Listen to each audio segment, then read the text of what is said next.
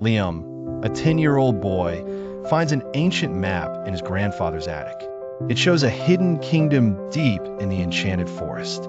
His grandfather warns him. Many have searched, but none returned. Determined, Liam sets off at dawn.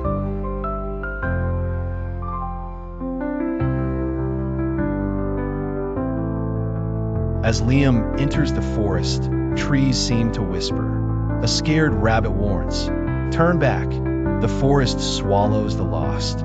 But Liam shares his food, and the rabbit guides him safely through a secret path.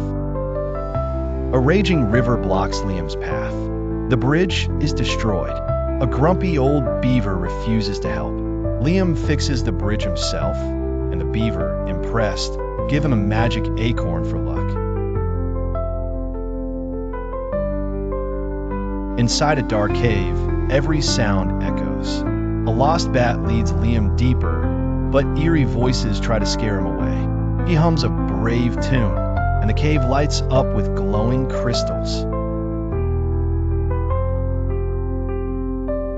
A giant stone statue comes to life. "Answer my riddle," it booms. "What grows when shared?" Liam smiles, "Kindness." The guardian steps aside, revealing a golden door. Behind the door lies a ruined kingdom. A lonely ghost king appears. "Only a pure heart can restore my land." Liam plants the magic acorn. Vines sprout, reviving the kingdom. The grateful king gives Liam a golden compass. "This will always guide you home." The forest cheers as flowers bloom in his footsteps. Liam returns to his village, now a legend. Grandpa hugs him. "You prove bravery and kindness conquer all."